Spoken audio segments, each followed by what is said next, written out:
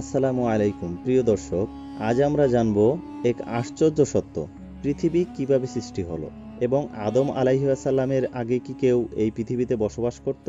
কুরআন ও হাদিসের আলোকে আমরা এর উত্তর খুঁজব। প্রিয় দর্শক, আজ আমরা জানব আদম আলাইহিসসালাম সৃষ্টি হওয়ার আগে কি পৃথিবীতে কেউ ছিল? যদি থাকে তাহলে তারা কারা ছিল? জিন ও ফেরেশতাদের ভূমিকা কি ছিল? কুরআন ও হাদিসে এই বিষয়ে কি বলা হয়েছে?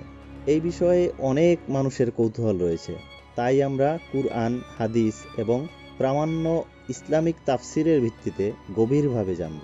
আল্লাহ তাআলা সূরা হুদ এর 7 নম্বর আয়াতে ইরশাদ করেন, তিনি আকাশমণ্ডলী ও পৃথিবী 6 দিনে সৃষ্টি করেছেন এবং তার আরশ ছিল পানির উপরে। এই আয়াত থেকে বোঝা যায় আকাশ ও পৃথিবী সৃষ্টির আগে পানি ছিল।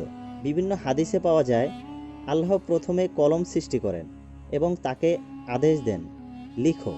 তখন কলম লিখতে শুরু করে, কিয়ামত পর্যন্ত যা কিছু ঘটবে। এরপর আল্লাহ পানির উপর তার আরশ স্থাপন করেন এবং আকাশ ও পৃথিবী সৃষ্টি করেন। ইমাম আহমদ বিন হাম্বল রাদিয়াল্লাহু তাআলা আনহু আবু রাজিন দাখিল এর সূত্রে বর্ণনা করেছেন, তিনি রাসূল পাক সাল্লাল্লাহু আলাইহি ওয়াসাল্লামকে প্রশ্ন করলেন, হে রাসূল পাক সাল্লাল্লাহু আলাইহি ওয়াসাল্লাম, আসমান এবং জমিনের সৃষ্টির আগে মহান রাব্বুল আলামিন কোথায় ছিলেন? তিনি বললেন, তখন আল্লাহ ছাড়া কিছুই ছিল না, তার উপরে শূন্য, নিচেও শূন্য। তিনি পানির উপরে আরশ সৃষ্টি করলেন। মূলত এটাই ছিল মাখলুকাতের প্রথম অবস্থা। ইমাম আহমদ, ইমাম আবু দাউদ, ইমাম তিরমিজি, আরবের প্রখ্যাত আলেমগণ এই বিষয়ে একমত পোষণ করেছেন। হযরত পাতাব বিন সামেদ রাদিয়াল্লাহু তাআলা আনহু থেকে বর্ণিত, আমি রাসূল পাক সাল্লাল্লাহু আলাইহি ওয়াসাল্লামকে বর্ণনা করতে শুনেছি, তিনি বলেন, নিঃসন্দেহে আল্লাহ তাআলা সর্বপ্রথম কলমকে সৃষ্টি করেছেন। অতঃপর কলমকে আল্লাহ তাআলা নির্দেশ দিলেন, হে কলম, তুমি লেখো। তখন কলম আল্লাহ তাআলাকে বললেন, হে আল্লাহ, আমি কি লিখব? আল্লাহ তাআলা বললেন, এখন থেকে কিয়ামত পর্যন্ত যা কিছু সংঘটিত হবে সব কিছু লিপিবদ্ধ করো। আল্লাহ তাআলার হুকুমে কলম লাউহে মাহফুজে সব কিছু লিপিবদ্ধ করা শুরু করলো। কিয়ামত পর্যন্ত যা কিছু ঘটবে সব কিছু লাউহে মাহফুজে লিপিবদ্ধ করা হলো। এই হাদিস দ্বারা বোঝা যায় সর্বপ্রথম সৃষ্টি হয়েছে কলম।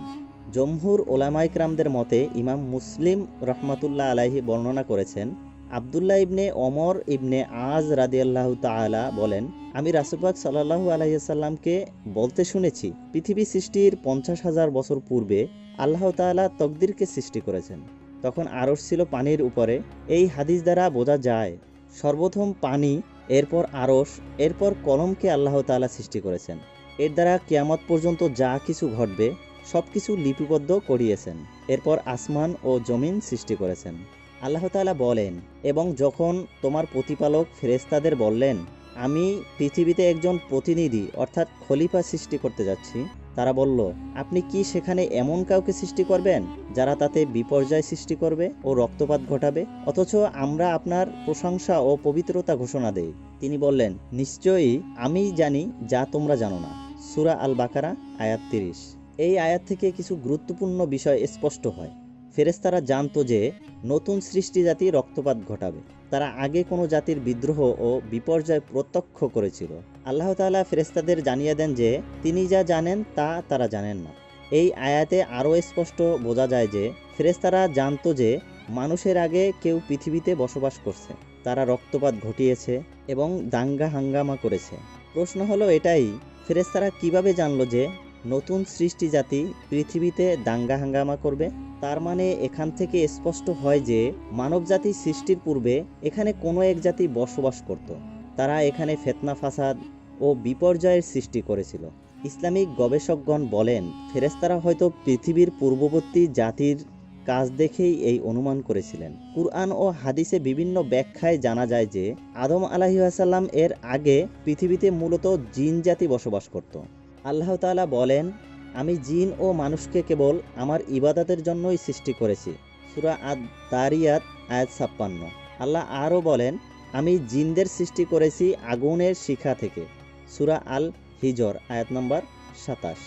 যেহেতু জিন জাতিকে আল্লাহ তাআলা মানুষ সৃষ্টির আগেই সৃষ্টি করেছিলেন, তাহলে বোঝা যায় যে আদম আলাইহিস সালাম এর সৃষ্টির পূর্বে জিন জাতি পৃথিবীতে বসবাস করত। প্রশ্ন, ফেরেশতারা কিভাবে জানলো যে নতুন সৃষ্টি মানবজাতীয় দাঙ্গা হাঙ্গামা করবে? তারা জিন জাতির কার্যকলাপ দেখেছিল এবং বুঝতে পেরেছিল যে স্বাধীন ইচ্ছার অধিকারী জাতি সাধারণত ফিতনার সৃষ্টি করে। তারা আল্লাহর ইচ্ছার উপর সন্দেহ করেনি, বরং তারা বুঝতে চেয়েছিল যে নতুন সৃষ্টির পিছনে কী উদ্দেশ্য রয়েছে। বিভিন্ন তাফসিরে বলা হয়েছে, জিন জাতির মধ্যে দুই ধরনের গোষ্ঠী ছিল: ন্যায়পরায়ণ ও আল্লাহ ভীরু জিন, অপরাধী ও বিদ্রোহী ও বিপর্যয় সৃষ্টিকারী জিন। জিন জাতি পৃথিবীতে বহু বছর ধরে বসবাস করেছিল, তবে তাদের অনেকেই ফিতনা ফাসাদ ও দাঙ্গা হাঙ্গামায় লিপ্ত হয়েছিল। আল্লাহ তাদের শাস্তি দেন এবং বিদ্রোহী জিনদের দমন করার জন্য আল্লাহ ফেরেশতাদের পাঠান।